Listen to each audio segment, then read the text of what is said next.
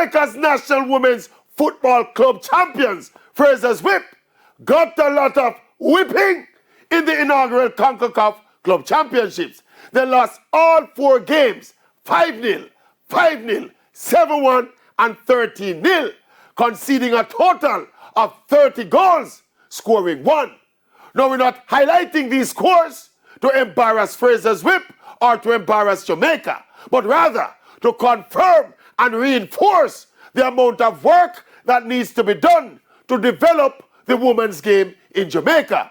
I think the nation has been somewhat bamboozled by the back-to-back qualification of the reggae girls to the Senior World Cup into thinking that we are some kind of powerhouse in women's football in the region.